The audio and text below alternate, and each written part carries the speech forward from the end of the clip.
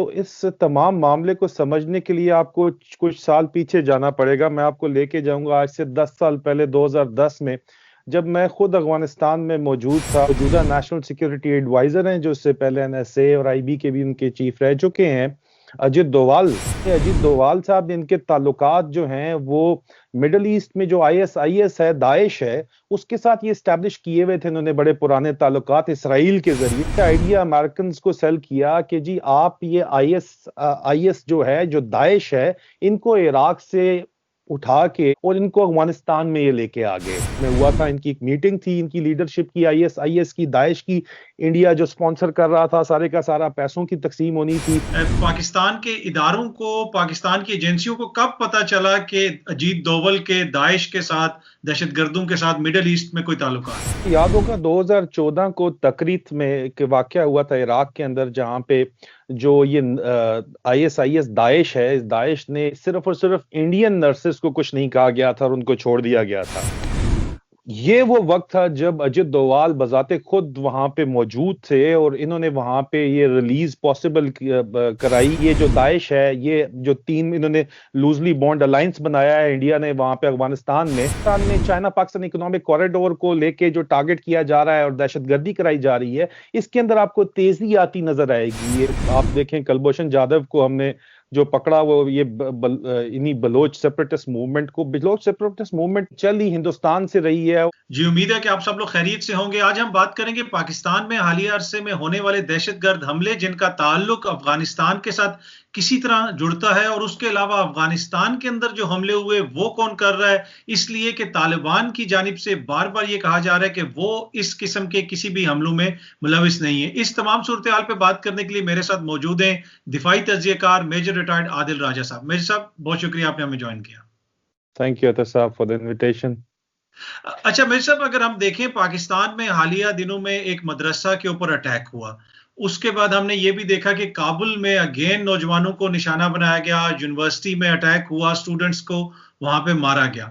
ये जो दहशतगर्दी है जिसमें तालीमी इदारों को निशाना बनाया जाता है, और खुसूसन हालिया अरसे में जो हो रही है अफगानिस्तान के अंदर इस किस्म के वाकयात, इसमें कौन सा गिरोह मुलविस है? तो इस तमाम मामले को समझने के लिए आपको कुछ साल पीछे जाना पड़ेगा। मैं आपको लेके जाऊंगा आज से 10 साल पहले 2010 में, जब मैं खुद अफगानिस्तान में मौजूद था और मेरा रेगुलर वहां आना जाना था अपनी सरकारी ड्यूटीज के सिलसिले में, क्योंकि पाकिस्तान अफगानिस्तान बॉर्डर मैनेजमेंट के सिलसिले में मैं एक अहम किरदार अदा कर रहा था। अतर साहब, दरअसल ये वो इनके अंदर रोज के हिसाब से तालिबान जो है, जो अफगान तालिबान है, वो यूएस फोर्सेस की कैजुअलिटी कर रहे थे। रोज 2 या 3 लोग उनके मारे जा रहे थे, यूएस फोर्सेस के और इंटरनेशनल सिक्योरिटी असिस्टेंस फोर्स के, जिसमें ब्रिटिश आर्मी भी शामिल थी। डेली की कैजुअलिटीज उनकी हो रही थी वहां पे। और उसी वक्त ये 5 कौंसल खाने हिंदुस्तान ने वहां पे खोले हुए थे अफगानिस्तान में, जिनके जरिए तहरीके तालिबान पाकिस्तान को, ये पाकिस्तान के अंदर दहशतगर्दी के लिए लॉजिस्टिक सपोर्ट प्रोवाइड कर रहे थे, वहां से पैसे, इनकी तनख्वाहें वगैरह देते थे। अब ये दोनों काम साइमल्टेनियसली चल रहे थे और उसी दौरान जो है वो आपको पता है कि इंडिया यूएस स्ट्रेटेजिक अलायंस भी जो है वो साइन हो चुका था। ये वो मौका था जब इनका जो इस वक्त मौजूदा नेशनल सिक्योरिटी एडवाइजर हैं, जो इससे पहले एनएसए और आईबी के भी उनके चीफ रह चुके हैं, अजित डोवाल। अजित डोवाल साहब ने अमेरिकन को ये सेल किया आइडिया कि देखें, आपको तालिबान जो है, अफगान तालिबान, इनका तोड़ चाहिए। और इनका तोड़, आप रेगुलर फोर्सेस जो आपकी मौजूद हैं अफगानिस्तान में, वो तो फेल हो चुकी हैं, उनकी तादाद नहीं है और वो इन डायनामिक्स को समझती नहीं है। तो उन्होंने अपना मंजन बेचने में कामयाब हो गए। और क्योंकि अमेरिकन की वहां पे और इंटरनेशनल सिक्योरिटी असिस्टेंस फोर्स की रेगुलर कैजुअलिटीज हो रही थी, तो उन्होंने इनका मंजन खरीद भी लिया। जो इनका आइडिया था, दे बॉट दैट आइडिया।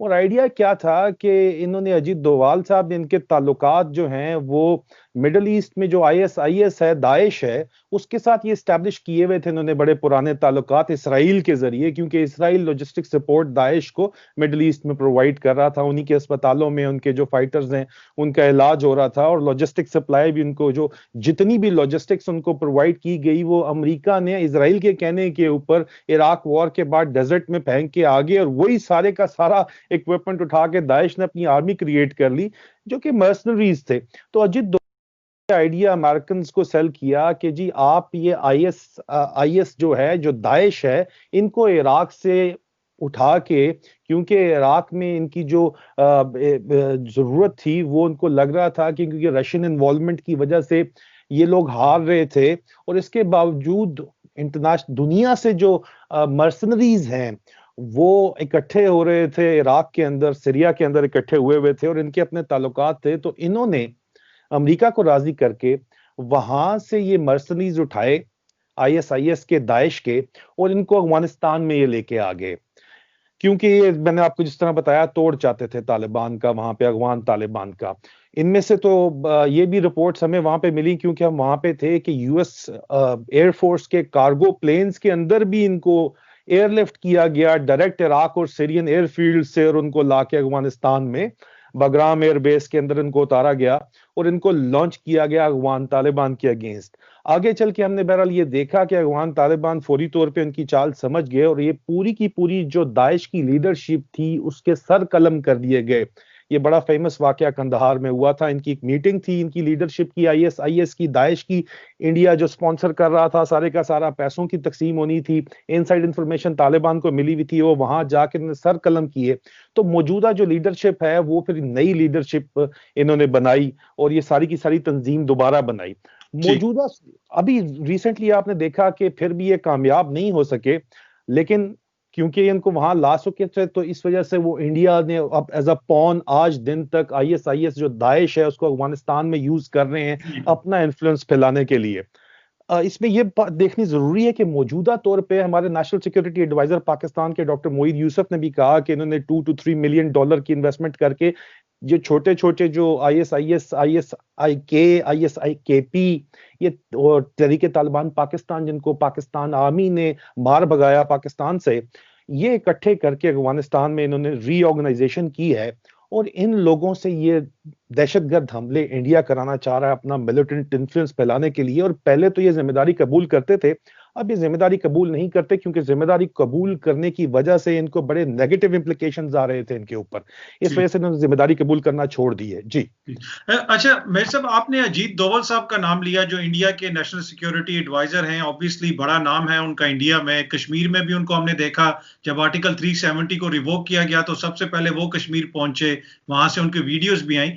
तो ये आप किस तरह कह सकते हैं कि उनके ताल्लुकात दाइश के साथ हैं? पाकिस्तान के इदारों को, पाकिस्तान की एजेंसियों को कब पता चला कि अजीत डोवल के दाइश के साथ, दहशतगर्दों के साथ मिडिल ईस्ट में कोई ताल्लुकात हैं? अतर साहब, आपको याद होगा 2014 को तकरीत में एक वाकया हुआ था इराक के अंदर, जहां पे जो ये आईएसआईएस दाइश है, इस दाइश ने जो नर्सेज हैं और हॉस्पिटल स्टाफ को वहां पे यरगमाल बना लिया था। उस सारे वाकये के अंदर आपको याद होगा कि सिर्फ और सिर्फ इंडियन नर्सेज को कुछ नहीं कहा गया था और उनको छोड़ दिया गया था।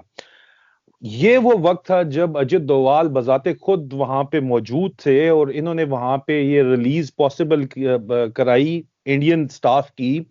और क्योंकि इसराइल से ताल्लुकात इन्होंने इस्तवार कर लिए थे, इसराइल को यूज करते हुए, इन्फ्लुएंस यूज करते हुए उनका आईएसआईएस दाइश के साथ, इसलिए हमें सबूत वहां से पता चला। ये तो ग्राउंड पे, इससे पहले पाकिस्तान की एजेंसीज को तो मालूम था कि क्या चल रहा है, क्योंकि एयरलिफ्ट जो ही करके लाए अफगानिस्तान में, वहां से तो हमें पता चल गया कि ये काउंटर करना चाह रहे हैं।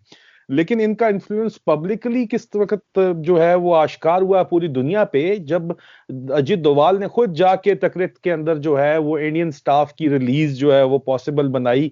और बाकी लोग तो मारे गए, लेकिन सिर्फ इंडियन जो स्टाफ था उस अस्पताल का वो बच गया अजित डोवाल की वजह से, जहां से ये कॉन्क्रीट एविडेंस मिला कि अजित डोवाल के ताल्लुकात आईएसआईएस जो है दाइश के साथ हैं। जी, तो ये जो इस तरह के ग्रुप्स हैं जिनके बारे में आपने बताया कि इनको इकट्ठा किया गया है इंडिया की मदद से, अजीत डोवाल साहब ने पैसे लगा के इन तमाम दहशतगर्द ग्रोहों को इकट्ठा किया, तो क्या ये सब तालिबान के खिलाफ खड़े होंगे, और या फिर हुकूमत अफगानिस्तान के खिलाफ खड़े होंगे, या पाकिस्तान के खिलाफ खड़े होंगे, या फिर इनका काम होगा कि बस छोटे मोटे अटैक करना? इनकी स्ट्रेटेजी क्या होगी अफगानिस्तान में?